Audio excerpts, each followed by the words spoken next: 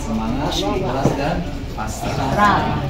Ini adalah hari terakhir di Kota Madinah, maka mari kita manfaatkan sebaik-baiknya waktu. Salah satunya adalah berbanyak sholawat kepada Rasulullah SAW. Terus saat ini ada sekitar kita insyaallah yang kita hidup bertetangga dengan Rasul. Dan siapa bertetangga dengan Rasul di dunia sekarang, insyaallah bertetangga lagi di akhirat. Amin. Amin ya rabbal alamin. Maka mari kita manfaatkan waktu kita.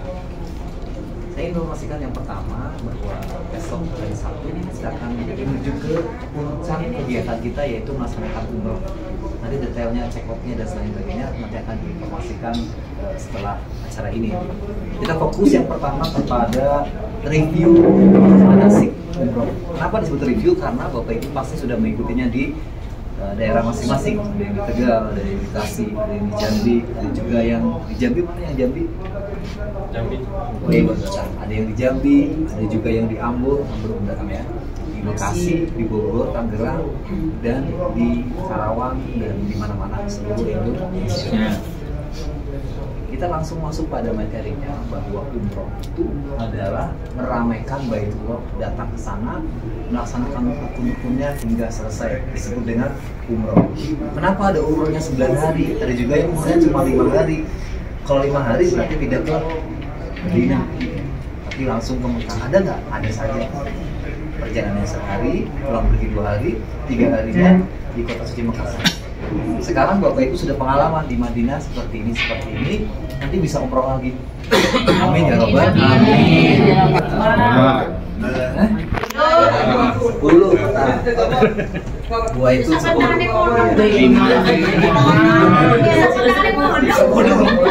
Rukunnya ada. Rukunnya ada.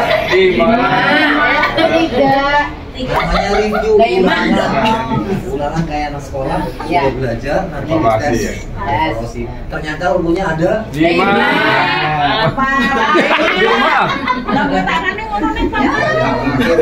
Jadi ilmunya ada 5. Ilmunya benar seperti rukun Islam, yaitu ada 5. Yang 4 dikerjakan, yang 5 otomatis. Yang 4 dikerjakan, yang 5 otomatis. Yang pertama adalah niat. Itu di mana-mana kalau dalam Islam kita melakukan segala sesuatu dengan niat.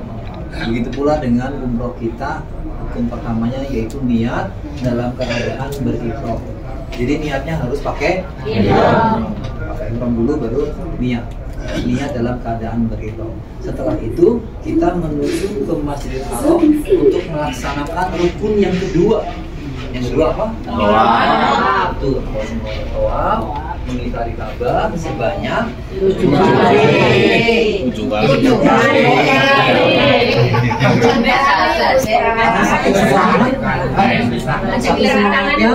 Pengen dapat pahala, Ustaz, saya pengen dapat pahala lebih banyak. Yang lainnya 7, yang itu 7. Padahal yang benar adalah 7. Serius, yang benar 7. Yakin ya? Yakin. Berarti sudah pada ikut manasik. Alhamdulillah. Kemudian kita mengiring Ka'bah sebanyak 7 kali putaran bersama-sama dengan rombongan bis 48. Tenang saja, tumanina, dan nanti selesai dengan cepat.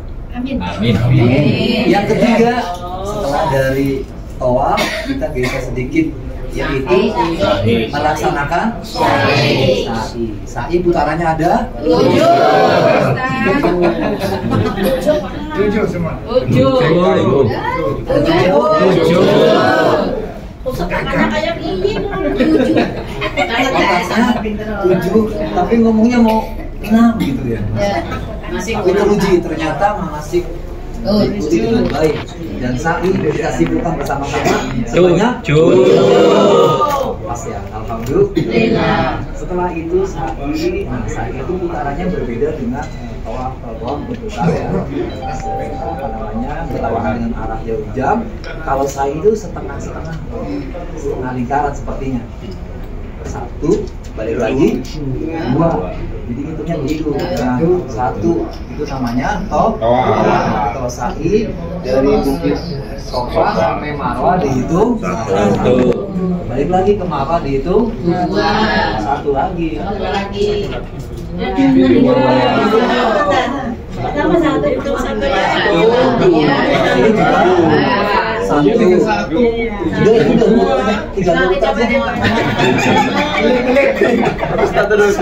Jadi yang pertama dari sofa ke Marwah dihitung 1. Kesana lagi dihitung 2. 1 tambah 1 sama dengan 2. Kemudian dari sofa ke Marwah dihitung 1 lagi. Jadi hitungnya 1 sebanyak 7 kali. Sih. Begitu ya, putarannya 7. Paham Bapak Ibu? Dan nggak usah ngitung, nggak usah. Ya, kita punya imamnya. Nanti besok siapa yang ditunjuk terserah Allah. Di kotlok keluar saya berarti saya jadi mukrim. Kalau yang keluar Satriadi, dia jadi. Nanti kelintingannya ada 2, semuanya namanya Satriadi.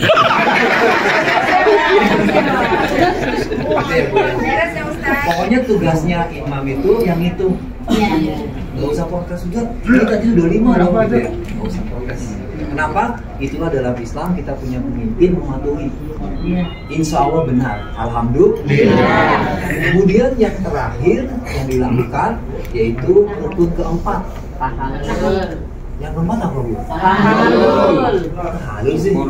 Yang terakhir apa? Tadi saya bilang yang terakhir adalah tertib. Yang keempat ini dilakukan biar yang kelima otomatis. Yang keempat yaitu yang namanya tahalul, yaitu memutih rambut minimal 3 kali.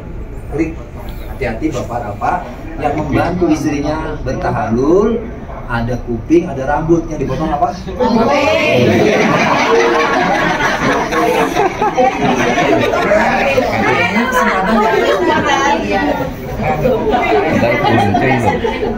Ya, jadi kayaknya kesempatan ngomong. Jadi yang dipotong adalah rambut. Yang dipotong adalah rambutnya ya, rambut. Kemudian maka dengan itu selesailah ibadah umrah kita yang pertama. Maka berdoa mudah-mudahan Allah berikan kesempatan kita bisa umroh 2 kali, 3 kali, 4 kali, 5 kali. Karena sudah hafal. PR-nya adalah yang disebut dengan niat dilakukan di tempat yang namanya mikot. Kalau orang Madinah, kita ini sekarang penduduk Madinah, tetangganya.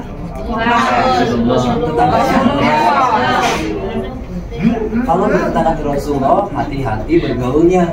Malu sama Rasulullah kalau tetangganya bertengkar, berselisih, emosian. Malu sama Rasulullah. Kan malu ya Bu ya tetanggaan. Kita saja malu sama tetangga di rumah. Kalau rumah tangga kita bertengkar, tetangganya dengar. Makanya sekarang kamu besar pakainya WA, biar tetangganya nggak tahu.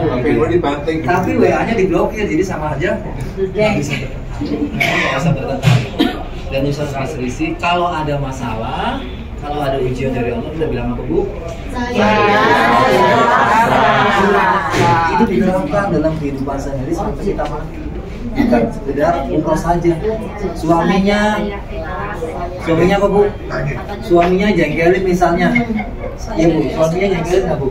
Nah ya, misalnya suaminya salah ya kita bilang saya ikhlas, saya sabar. Kenapa? Ikhlas Allah kasih suami. Banyak orang-orang yang cari suami sampai hari ini belum dapat. Misalnya di suku agak aku. Kenapa Pak? Kita tapu maksudnya. Ini contohnya.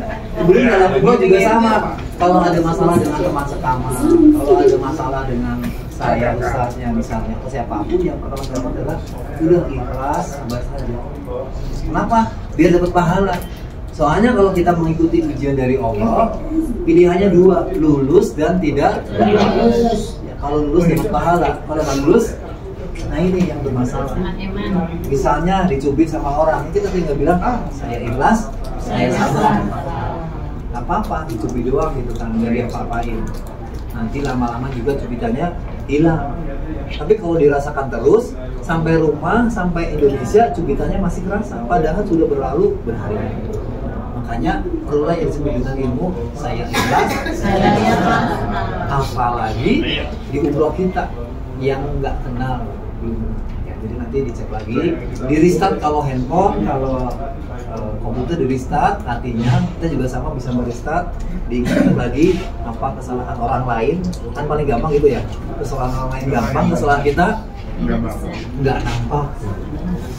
Saya tahu Bapak Ibu dari awal sampai akhir sebenarnya banyak perselisihan, tapi karena sudah menggunakan rumus itu, ya udah saya ikhlas, saya tahu nggak Bapak Ibu, ternyata sekamar saya kalau tidur semuanya pakai suara. Tapi ya sudah, saya ikhlas. Saya nggak usah ngomong, ini saya ganti dong temennya nggak ada yang silent gitu. Padahal tidur tapi ada suara. Nggak apa-apa, itu namanya manusia. Coba kalau sendirian kan nggak enak. Nah, nanti dalam umroh juga sama. Kalau tawaf kan ada yang pelan, ada yang jalannya agak cepat. Yang cepat ngerem, yang pelan ya memang dia pelan, sudah begitu aja. Mungkin dia sekung, mungkin dia hari itu tenaganya cuma 70, ya kita ngimbangi. Bayang nggak kalau itu terjadi sama ustadznya? Ustadznya langsung hibrid kelamaan, soalnya apalagi dia belum hafal kiri kanan, ibu belum hafal, maka ditinggal. Nah itu makanya semuanya mari kita jaga hati kita kompak. Kita apa Bu? Kompak. Nah, pokoknya terima saja kekurangan teman kita, karena itu adalah bagian dari Allah kasih. Mungkin ada yang benar-benar ramah, ada ya teman sekamar ramah banget. Pokoknya apa aja ditawarin, ayo Pak, ini ada kurma, sampai diambilin disuruh makan. Masya Allah. Ada yang begitu, ada juga yang diam terus, pokoknya diam terus sampai dia mau ke belakang, pengen ke belakang banget. Karena dia pendiam, dia juga diam aja. Pokoknya sampai selesai. Mau selesai ada yang masuk lagi, dia juga diam aja. Ada nggak yang itu Bu? Banyak banget ya. Mungkin Bapak Ibu nggak tahu, makanya dia berkorban untuk Bapak Ibu biar Bapak Ibu bahagia. Dia cari kebahagiaan dengan cara membahagiakan orang lain. Makanya kita nggak bisa egois, kita merasa nggak salah padahal aslinya salah. Tadi nyenggol, yang kerasa yang disenggol, yang nyenggol nggak ngerasa. Nyenggol kopinya tumpah, tapi yang ketumpahan diam aja, ibu nggak tahu lewat. Dia tumpah pakai baju putih bersepit, bilang saya ikhlas sabar ditutupin. Ada nggak? Banyak banget. Hebatnya dia sudah punya rumus, jadi tenang aja, tinggal lagi dicuci selesai. Tapi kalau dimasalahin di mana Bu? Ya rame, sekolah Madinah bisa dengar semua. Maka pelajaran dari umroh ini luar biasa. Ini kita manfaatkan dalam kehidupan sehari-hari, bahkan sampai hati kita.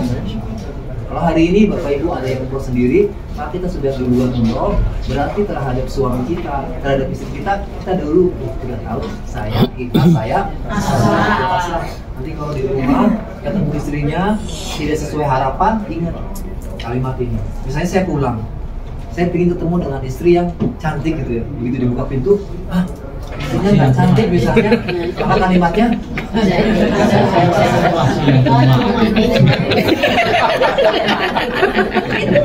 Ini contoh ya Bu.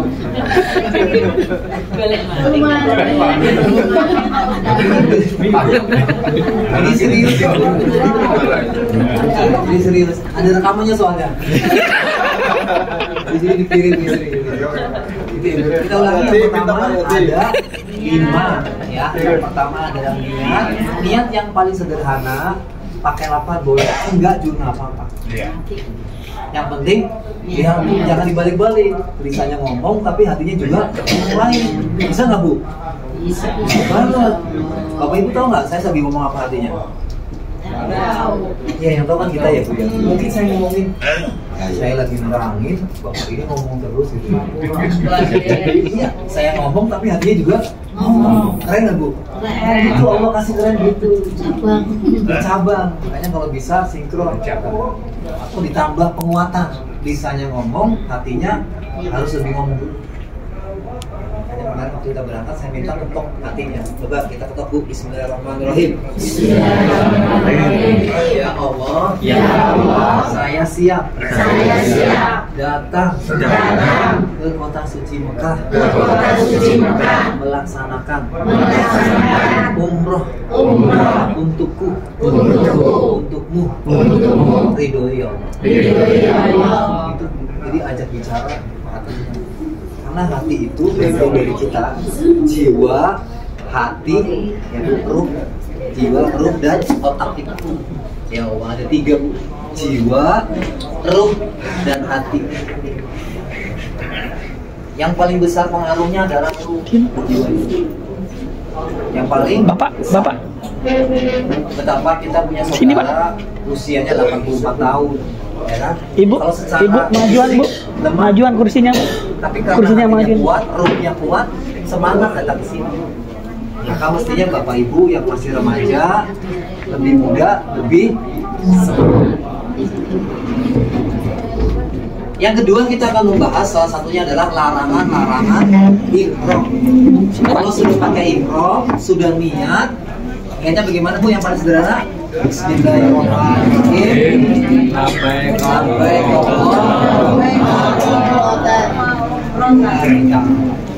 itu pakai lafaz ya. Kalau di hati ya ngomong sendiri dengan bahasa sendiri, bisa bahasa Jawa dengan bahasa apapun.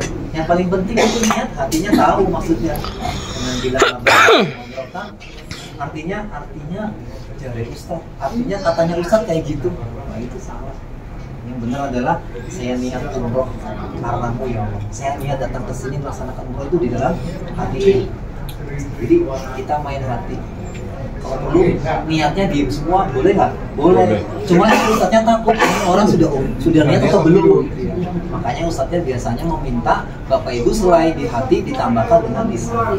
Jadi nanti kalau Ustadznya yang tugas di kontrol keluarnya adalah Ustadz Riyadi, belum gitu kan lisannya, beliau mengajak kita berniat, Bapak Ibu maka pakai lisan dan pakai hati. Bismillahirrahmanirrahim. Setelah niat, maka jatuhlah larangan-larangan ihram mulai berjalan. Yang pertama apa Bu untuk laki-laki?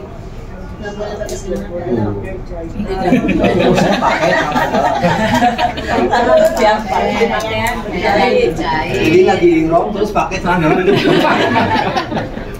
Sebelumnya ya. Jadi yang pertama bapak-bapak dilarang. Namanya juga larangan. Dilarang menggunakan kain yang terjahit menyerupai baju.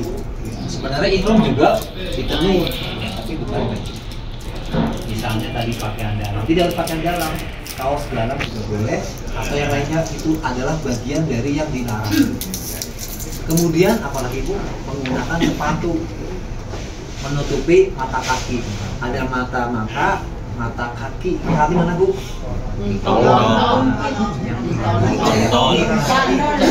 Layarnya ya Bu ya. Kaki. Tumit. Maka pakai sandal, misalnya sandal seperti saya. Atau sandal jepit yang Bapak Ibu pakai. Kemudian larangan lain, ini berlaku untuk wanita juga, misalnya mengucapkan kata-kata kotor. Kalau bilang kotor itu tidak. Contohnya kata-kata apa Bu? Ya kotor itu. Saya ikhlas.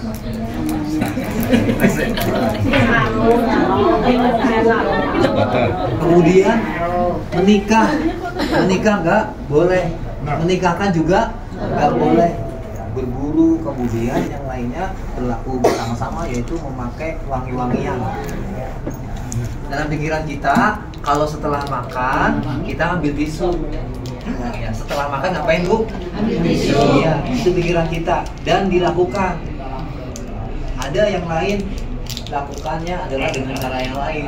Habis makan, cuci tangan pakai sabun. Ya, itu kan tidak boleh. Makanya dengan pikiran kita, mulai sekarang habis makan ambil tisu. Misalnya gitu. Kalau Bapak Ibu memang suka tisu gitu. Tapi kalau bisa setelah makan, ya udah makan kita kan pakai sendok, insya Allah tangannya nggak kotor. Kemudian ketika bersuci di kamar mandi, ini juga harus dijaga. Ya, ada pipis atau yang lain-lain, boleh saja, maka ditahan, dibersihkan dengan air sebersih-bersihnya karena kita nggak pakai sabun. Tapi umumnya alhamdulillah kalau lagi ihram, karena Bapak Ibu sujud demi Allah sudah berdoa, ya Allah takdirkan saya sempurna melaksanakan umrohnya, nggak pakai BAB, nggak pakai diare, alhamdulillah. Jadi memang pikiran ini yang menyuruh badan kita meminta pada Allah agar itu dilakukan. Sehat, sehat, sehat, dan sehat. Jadi pikiran kita sesungguhnya yang mengontrol tindakan kita. Karena kita minta sama Allah. Tentu Bapak Ibu yang ikut manasik di Tegal ada pelajarannya ya tentang pikiran. Jadi pikiran ini yang mempengaruhi kita. Kenapa kita bilang dingin? Karena pikirannya mengatakan dingin. Padahal sebelah kita kepanasan. Sama-sama sebelahan. Kenapa? Karena otaknya meresponnya berbeda. Ada sambal dibilangnya pedes, yang satunya nggak pedes. Padahal cabenya 2 sama-sama. Normalnya ya agak pedes misalnya. Tapi kata si dia nggak pedes. Karena dia meresponnya berbeda. Nah sekarang kita merespon setiap ujian dari Allah adalah bagian dari kasih sayang Allah. Kita ikhlas atas ketentuan Allah. Allah kasihnya begitu. Allah kasihnya begitu. Cuma 2 pilihannya, menerima atau memberitahu. Yang enak apa Bu? Menerima. Disimpulkannya dengan kalimat saya ikhlas. Saya pasrah. Ya Allah saya ikhlas, saya pasrah. Untuk alifnya Ustaz Riyadi. Beneran Bu, begitu diumumkan di papan acara di situ ada tulisannya bis 48 Mutawif Ustadz Riyadi. Saya nggak pernah kenal, nggak pernah ketemu, nggak pernah nyangka.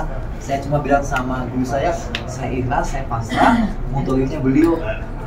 Antum serius mau? Saya ikhlas, saya pasrah. Saya nggak nyari dia siapa. Saya nggak, pokoknya nggak nyari-nyari. Aslinya nyari-nyari bisa nggak? Ya bisa banget. Saya punya teman banyak. Tolong ini Ustadz Riyadi kayak apa? Ganti misalnya gitu. Enggak. Apapun yang Allah kasih kita ikhlas, pasrah, ya enak banget ya. Ternyata Allah kasihnya luar biasa. Senang nggak Bu? Senang. Ustaz senang Ustaz. Saya kirim rekening ya Ustaz. Kemudian yang lain-lainnya, ibu bapak, saya ingin menyampaikan kepada ibu-ibu ya terutama, mudah-mudahan ibu-ibu semuanya bawa mindset umroh, bukan mindset untuk naik motor. Beda ya Bu ya, karena telapak tangan ini tidak boleh ditutup, sama wajah tidak boleh ditutup. Terus kalau ada orang lain lagi ihram wajahnya ditutup gimana? Biarin aja, nggak usah dilaporin. Ustaz itu kok pakai cadar ya gitu ya? Kita lagi ihram gitu, kelamaan, biarin aja. Mungkin dia memilih paham begitu, tapi kita memahaminya bahwa yang wajib ditutup seluruh aurat kecuali wajah bagi laki-laki, bagi perempuan, dan telapak tangan. Makanya perempuan usahakan pakai manset. Bawa semua? Bawa. Alhamdulillah. Kalau mindsetnya kurang kenceng, maka istiqlamnya melambaikan tangan, memberikan isyarat pada Hajar Aswad, tidak usah diangkat. Kalau dia pendek, ini kalau diangkat nah, kan borot ya Bu ya. Sukanya gitu, ibu-ibu otomatis Ustaznya Bismillahirrahmanirrahim, otomatis di belakang Bismillahirrahmanirrahim dan turun. Nah ini nanti kita nggak jadi ranking 1, nggak tahu ranking berapa. Kalau ranking 1 maka semua aurat tertutup, rambut tidak ada yang keluar sehelai pun. Dijaga gimana caranya biar ranking 1. Nah ibu-ibu ya. Kemudian saya menyampaikan lagi bahwa kalau tawaf setarnya ada di mana Bu? Di mana Pak? Masikin? Di Hajar Aswad, lurusnya. Jadi kalau belum sampai Hajar Aswad tidak boleh melakukan niat setarnya. Namanya mencuri. Iya, kalau setarnya dicuri nanti hilang. Yang lainnya mau setar gitu karena dicuri oleh orang lain. Jadi begitu sampai Hajar Aswad baru Bismillahirrahmanirrahim, dan jangan berhenti lama-lama karena di situ banyak orang lagi tawaf. Ya mungkin sekitar 3 detik Bismillahirrahmanirrahim, langsung melakukan tawaf bersama.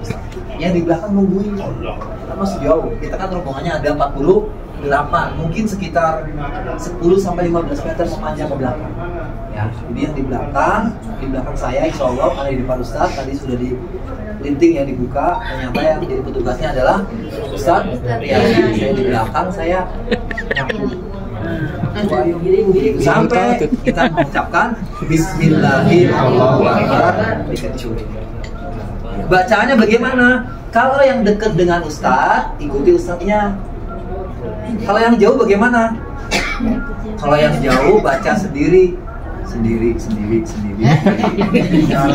Kalau yang jauh baca sendiri. Bacanya apa? Misalnya begitu. Subhanallah walhamdulillah. Atau misalnya Allah boleh. Atau istighfar. Saking banyaknya dosa kita istighfar aja terus. Selama 7 kali putar istighfar. Astagfirullah. Dan tetangganya nggak usah usil.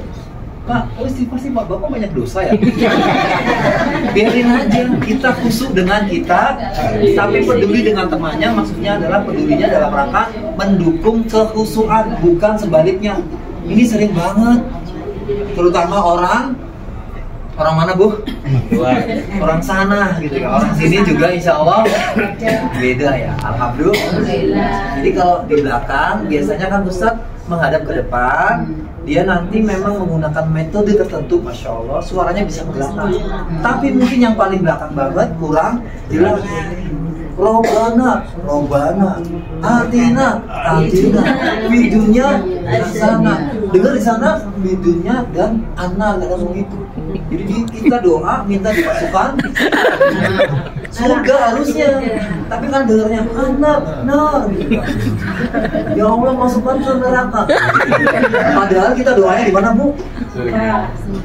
Di tempat yang Allah pasti kabulkan. Orang nggak Bu? Maka mengerti, memahami itu penting.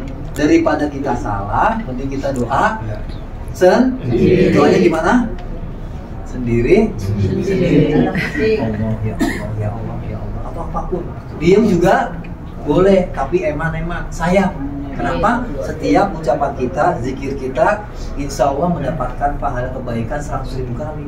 Eman-eman ya Bu ya, daripada diam kita seperti orang diem 100.000 kali. Sayang banget, jadi kita misalnya bilang Allah, atau ngaji boleh Allah sama boleh, dan nggak boleh usil sebelahnya. Kok kulbu terus Bu? Bisanya kulbu aja ya Bu? Bisa. Kali putaran, kemudian kalau mau dapat ranking 1, maka kita fokus ke Baitullah. Di sini ada namanya apa ini Bu? Punggungnya. Yang usahakan tidak muter kemana-mana. Yang nggak usah muter, atau nyari ustadznya, atau nyari suaminya, atau selfie, naudzubillah. Dia ke belakang, nanya saya, Ustadz suami saya mana ya? Kira-kira saya jawab nggak Bu? Enggak, orang. Saya jawab, saya ikhlas, saya punya jamaah, udah dikasih tahu, tapi tetap anak gitu. Jadi kalau suaminya kira-kira udah gede belum Bu? Tua. Istrinya juga sudah gede ya. Jadi tahu pasti dia fokus kemarin ikut manasik. Kalau tawaf maka fokus ke Baitullah. Nanti di sana Allah tampakkan ujian-ujian. Misalnya sebelah kiri kita ada orang cantik sekali. Normanya laki-laki lihat karena dia lewat depannya. Kalau lewat depannya lihat sebentar nggak apa-apa, jangan diikuti dia kemana-kemana. Yang perempuan juga sama, nanti ada orang ganteng. Misalnya saya ganteng, itu nanti di sana lebih ganteng lagi. Dia ibunya ngeliatin sampai dia pisah dari rombongan. Dari suami, otomatis Bu ya. Pisah dari rombongan. Sering nggak? Kadang-kadang ada begitu. Baru ingat ya Allah, aku lagi tua. Baru ingat lagi, itu ujian dari Allah untuk orang-orang yang ingin ranking 1. Kalau mau ranking 1 mah gampang banget. Nggak usah tawaf, nggak usah sa'i, nggak usah umroh, nanti nggak dapat ranking. Jadi sampai selesai sempurna. Setelah itu, bayangkan Ibu ya, setelah itu Bapak Ibu akan doa bersama. Doanya biasanya mulai pakai bahasa Arab. Kita aminkan saja, insya Allah semua yang doa disampaikan itu baik-baik semua. Setelah itu ibu-ibu tambah sendiri, bapak-bapak tambah sendiri di hatinya. Ingat pakai apa Bu? Oke. Soalnya kalau pakai lisan seringnya mengganggu orang lain. Ya Allah, mengasihlah utang saya. Ya ibu masih punya utang lagi. Ya Allah, semoga sawah saya laku ya. Belum laku bu. Gitu ya.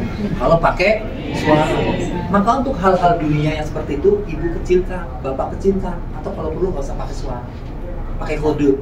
Ya Allah kabulkan saya doa yang nomor 2, yang nomor 2, yang nomor 2 gitu ya. Kita nulis di buku nomor 2 adalah lunas.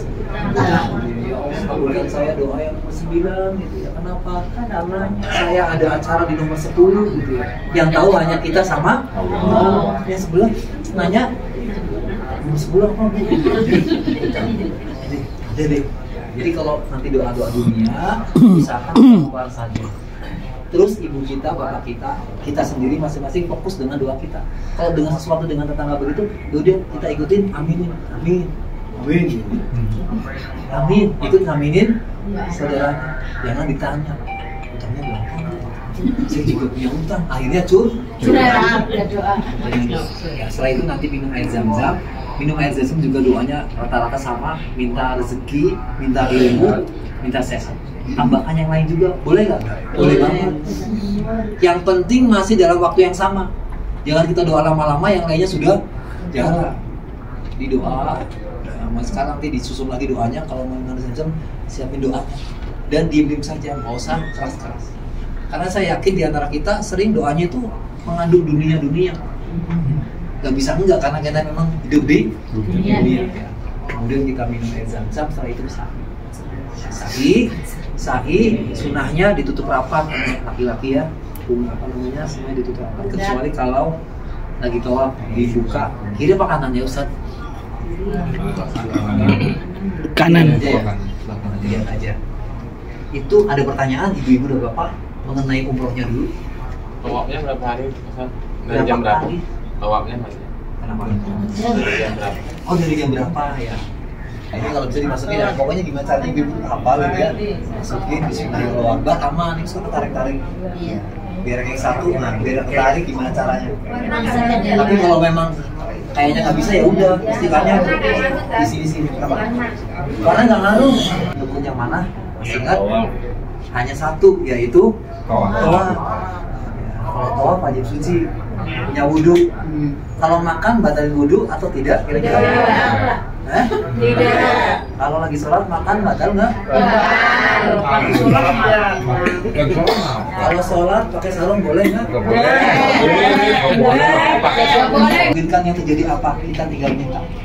Jadi setelah sampai sana makan, ternyata kita misalnya buang hadas kecil, wudhu saja. Wudhu. Nah itu doa lagi, ya Allah takdirkan saya wudhu ini sekali sempurna sampai saya tahalul. Masya Allah. Senang apa senang bu? Senang. Jadi walaupun sa'i itu ketut boleh, tapi lebih baik kalau kita punya wudhu. Mbak saya itu loh, yang suci, dia lagi berusaha menyelesaikan sa'i. Atau apa? Yang buat itu konsepnya buat itu sebab air itu di bawah. Nggak usah. Boleh. Nggak usah dan boleh. Boleh dibawa, boleh enggak. Kalau saya nggak bawa.